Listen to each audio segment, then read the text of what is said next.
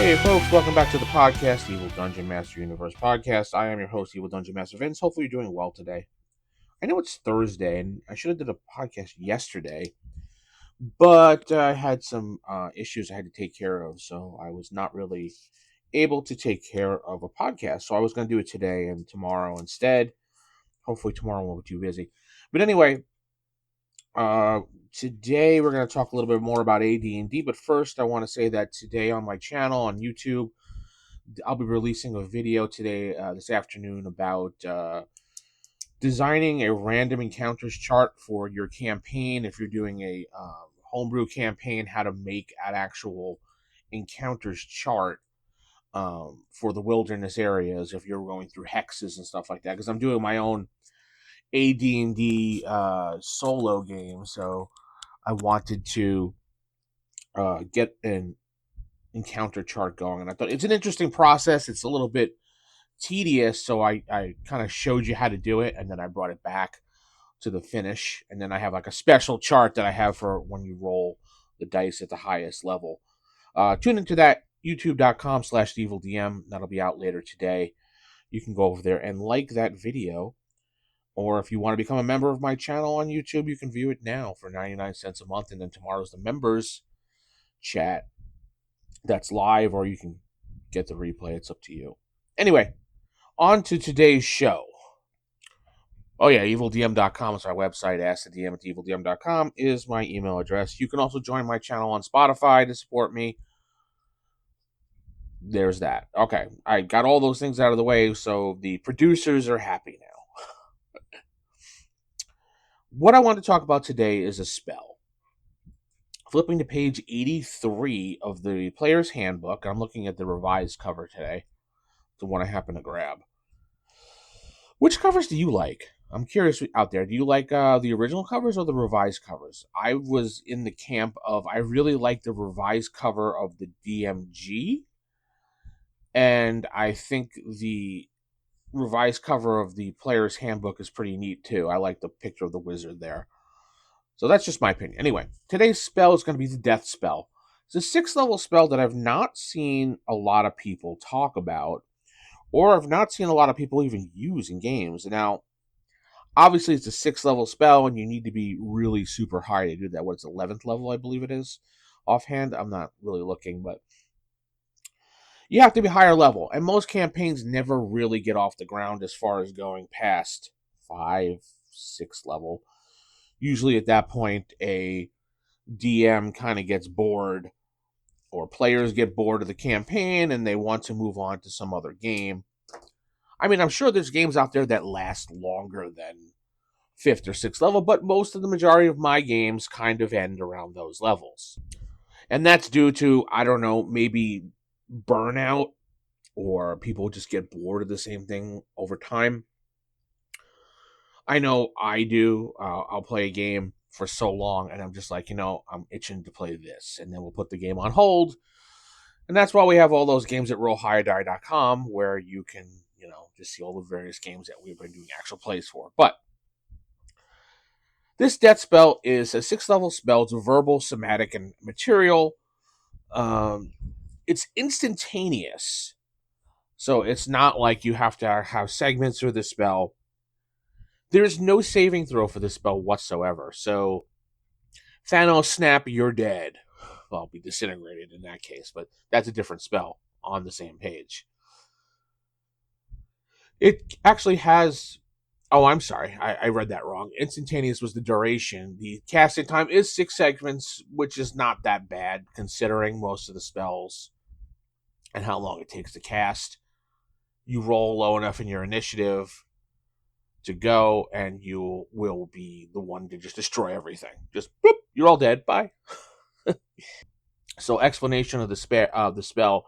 It is an area of effect spell, so it's not just like you're targeting one individual or one target whatsoever. It's half an inch square per level, which is a huge area at this point when you're casting this spell. When a death spell is cast, it slays creatures in the area of effect instantaneously and irrelevant. You're gone. The number of creatures which can be slain is a function of their hit dice. Now, this gets into a little bit of weird math. So if you're rolling and the group you have to look at, so the DM has to pretty much look at what the group that the magic user is casting this on. Now, if it's less than 2 hit dice, personally, I don't think you should roll. But hey, whatever. Gary has rules here. Less than 2 hit dice, victims hit dice, it's between 4 and 80. And anybody who knows anything about math, and oh god, it's 4d20. I mentioned that, and it's a little bit of a sidetrack note here. People were saying that Gary was gatekeeping Dungeons and Dragons, or the first edition is gatekeeping because of the numbers of affected things in the book. Like when it says damage 3d6, or like this is 4 to 80. People couldn't, modern day people couldn't figure it out, and that's the way that the old school people gatekeep. It's just like, it's just easy math. Gary assumed that people knew math and weren't stupid. And it takes 2 seconds, but obviously with Common Core math and new math these days, they cannot figure this out. They can't figure out dividing 4 into 80 gives you 4d20. Or 4 into 80 gives you 20, so you roll 4 20-sided dice. Anyway. 2 to 4 hit dice, 3 to 30, so it's 3d10. 4 plus 1 to 6 plus 3 hit dice, maximum of 2 to 8 only. You roll 2d4. 6 plus 4 to 8 plus 3 hit dice, the maximum you can do is only 1 to 4, so 1d4. Now, Gary also put into play here, and this is where the math comes into play. So if you don't know math, you're in trouble. If a mixed group of creatures is attacked with a death spell, use the following conversions.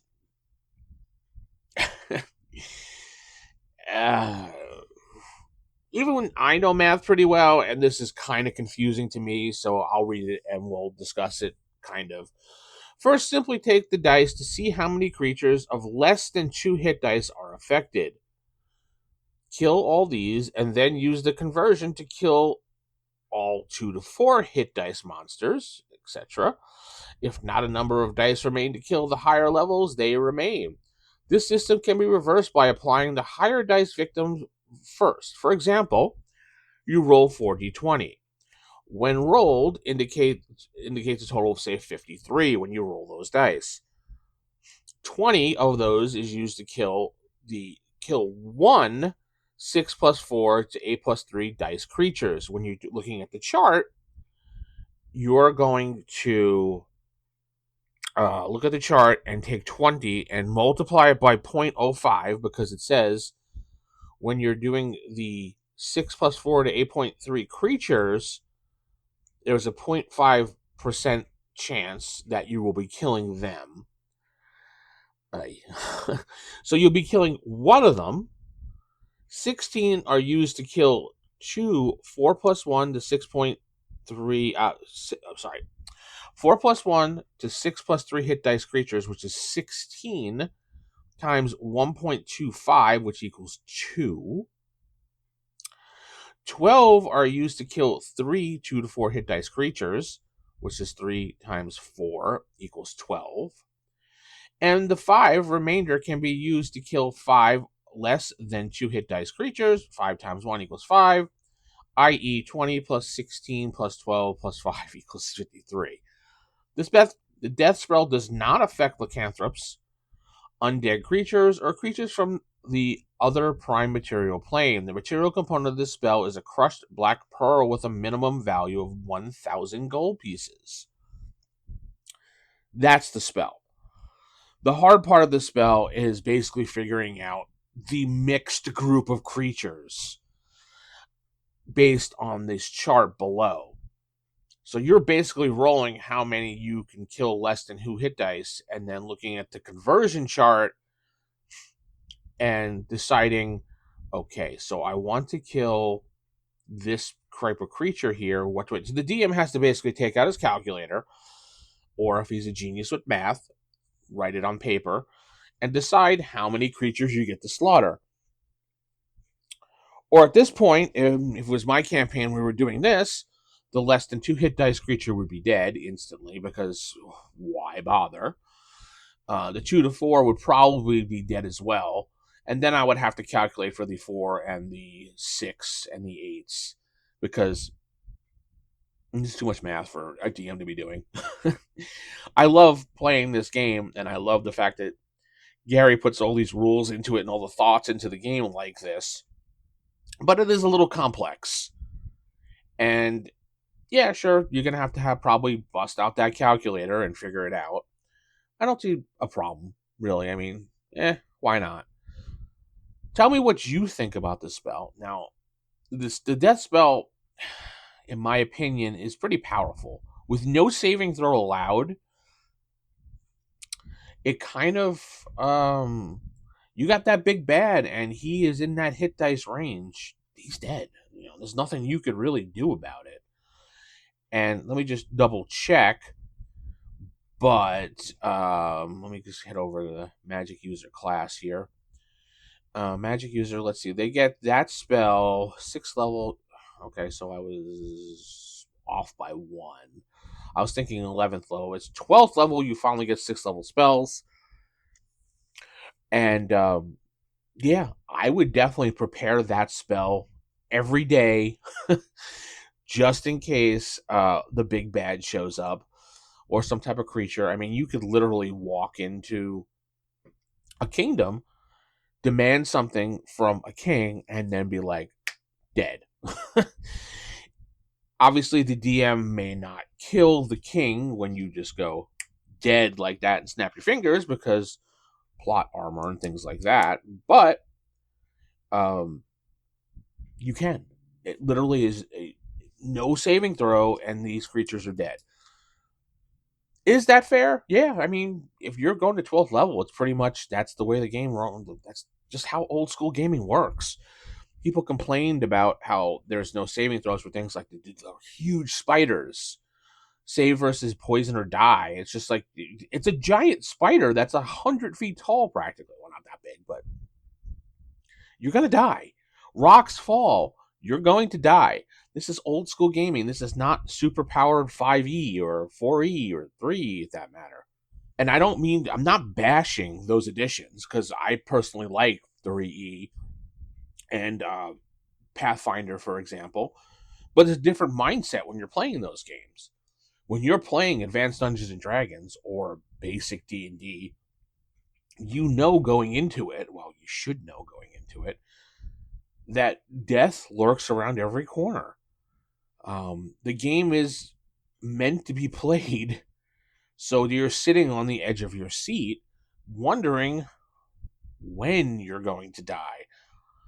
Not if you're going to die, it's a matter of when you're going to die. And your job as the player is to navigate this world that the DM has thrown in front of you with as much intelligence as you possibly can to keep your character alive.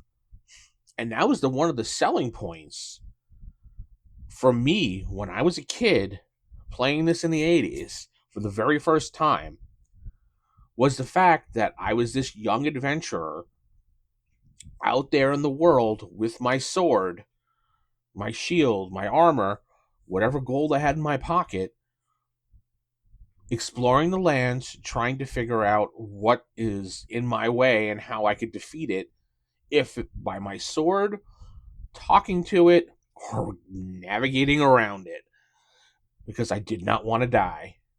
And there were many adventures where I was playing with my friend Dom and with the great Joe DM, that my character would die or his character would die, not because of stupid decisions, because of the game itself.